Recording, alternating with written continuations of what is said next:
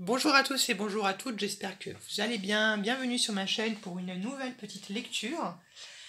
Et aujourd'hui, je poursuis un petit peu la lecture de ce livre de Mario de Sabato, Le Destin parallèle.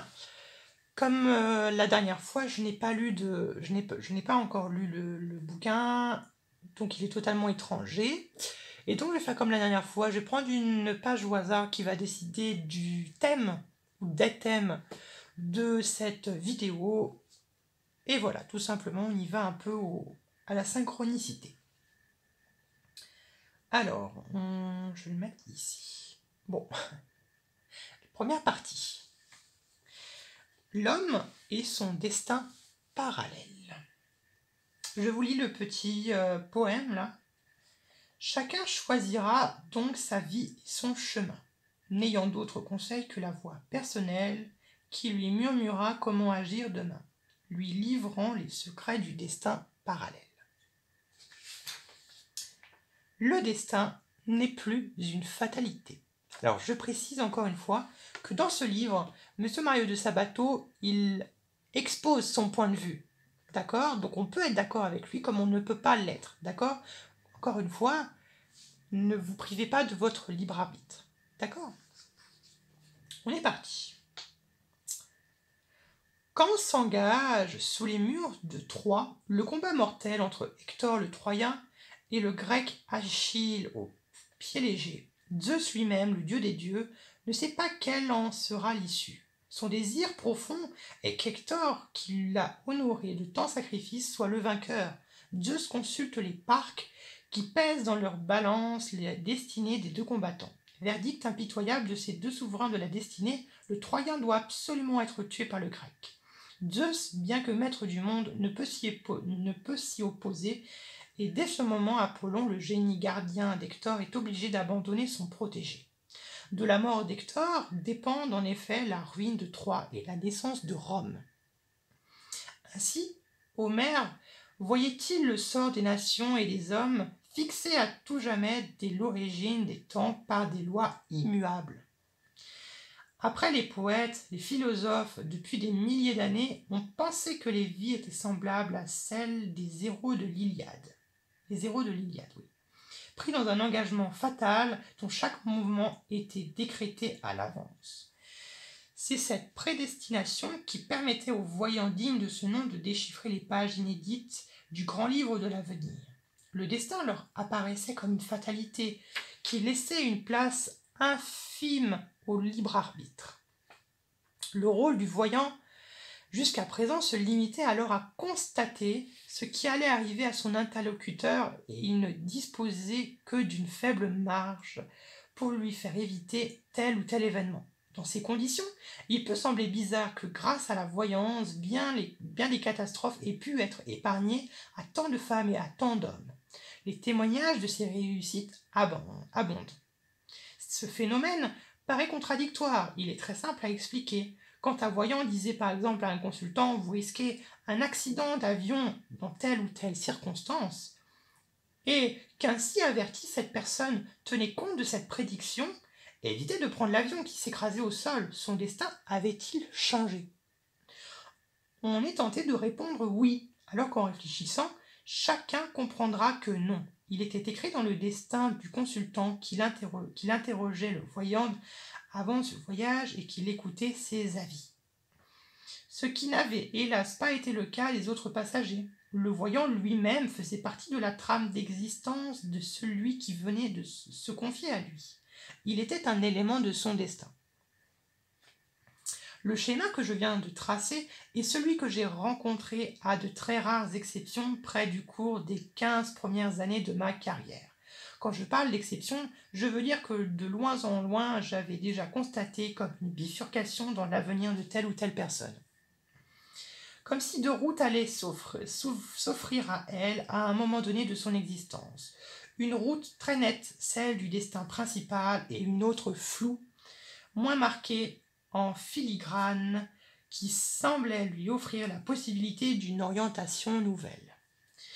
J'essaierai d'approfondir cette vision et j'y parvins dans quelques cas, ce phénomène m'étonnait. Aussi décidai-je de l'étudier d'autant plus profondément qu'à partir des derniers mois de 1975, il apparut à diverses reprises pour devenir de plus en plus fréquent. Il ne s'agissait plus de cas isolés. L'exception avait tendance à devenir la règle. Chez mes consultants d'aujourd'hui, rares sont ceux qui n'offrent pas à ma vision une alternative à leur tracé de vie principal, destin que je nomme d'hérédité cosmique, car selon ma croyance en la réincarnation de l'énergie après la mort, il est la résultante de nos vies antérieures. Ce tracé principal, qui jusqu'alors ne présentait aucune bifurcation, en comporte désormais une, parfois plusieurs, qui se ramifient en suivant une ou des voies parallèles.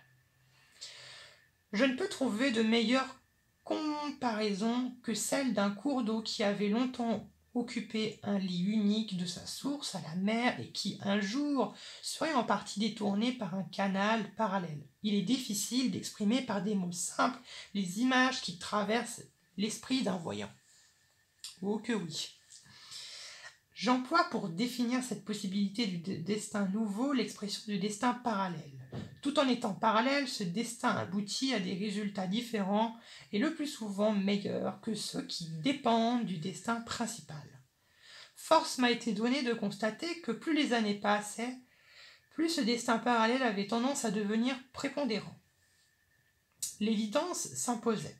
Ce phénomène était en corrélation directe avec l'approche de l'ère du Verseau. À l'appui de cette hypothèse venait une preuve. Dans la plupart des cas, cette voie adventive n'avérait plus profitable à mes consultants que la trace initiale. Je n'hésitais pas à les engager dans ce chemin. Ceux qui m'ont écouté s'en félicitent. J'affirme que le destin n'est plus une fatalité et je montre à mes consultants la possibilité qu'ils ont de construire un meilleur avenir.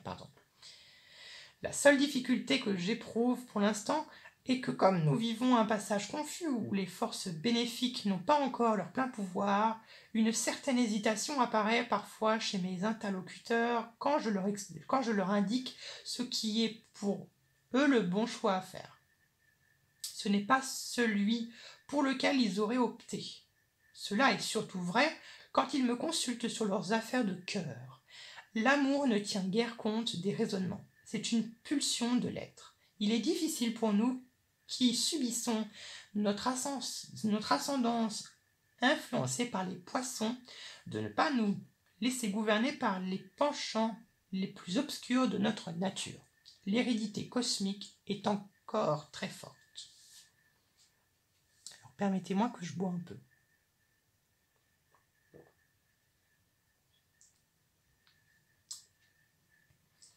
Cela va changer. S'il est nécessaire, en cette période d'incertitude, de consulter un voyant honnête pour savoir quand on bénéficiera d'un destin parallèle et comment le reconnaître lorsqu'il se présentera, cela deviendra de moins en moins indispensable quand le Verseau sera à son apogée. Chacun deviendra plus clairvoyant et un grand nombre d'êtres sauront se diriger eux-mêmes. Ce sera là une des mutations les plus inattendues de l'espèce humaine. Elle bouleversera la conduite des destinées. Il faut s'y préparer. Déjà, certains êtres plus sensibles, des femmes surtout, ressentent que quelque chose de nouveau est en train de se passer. Ils ont, par une intuition, la conviction que rien ne sera plus comme hier.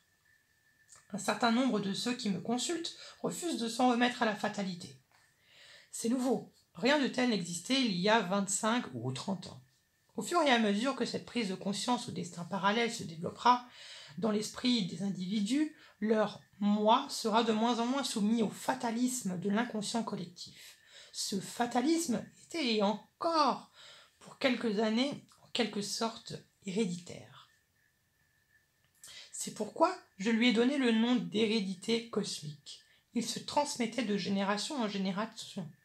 Il était renforcé par la pression des préceptes religieux soutenus et encouragés par les pouvoirs. Ainsi, l'histoire se répétait, broyant dans un engrenage des centaines de millions d'individus. Tout se passait comme si, à la porte de la vie humaine, était écrit comme au seuil de l'enfer de Dante dans la Divine Comédie. Vous êtes entrés ici, abandonnez toute espérance. Sur cette imposture se formèrent les grands empires, chacun imitant le précédent. Le destin d'un peuple se calquait sur le destin d'un autre. Napoléon prit modèle sur Jules César, Hitler sur Ivan le Terrible. À leur suite, des troupeaux se sont laissés entraîner à la mort. Cet enchaînement absurde ne pourra prendre fin que par l'éveil de la conscience individuelle, éveil proche. Ils sont déjà nombreux, sont ceux qui pressentent que des possibilités nouvelles leur sont offertes pour faire le choix d'un meilleur destin. Le voyant est mieux placé que quiconque par des dons affinés, par une vaste expérience pour s'être le premier dégagé de l'emprise de l'inconscient collectif. Aussi se doit-il de faire savoir, au-delà du cercle de ses consultants, que chacun peut déjà briser la gangue où l'enferme l'idée fausse d'un destin unique, préétabli, inéluctable. Vous pouvez libérer votre esprit du poids que fait peser sur lui l'héritage ancestral. Il vous suffit de vous fier plus à votre intuition qu'à votre intelligence, déguiser vos perceptions en vous mettant chaque jour quelques minutes à l'écoute de vos voix intérieures. Il faut tenir compte de vos pressentiments et parfois, s'ils sont produits, de vos prémonitions. C'est par un retour sur vous-même que vous élargirez les facultés de préconnaissance de votre conscience individuelle. J'ai voulu aller plus loin dans ma recherche. J'ai voulu savoir si ce phénomène que j'avais découvert au niveau individuel se produisait aussi à l'échelon supérieur, celui des peuples, des nations et du monde.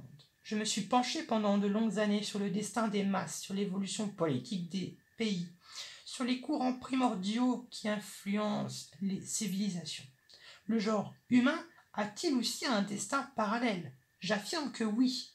De cette réflexion sont nés mes derniers livres prophéties jusqu'à la fin du siècle, Les manipulateurs du destin, Le pouvoir et le destin.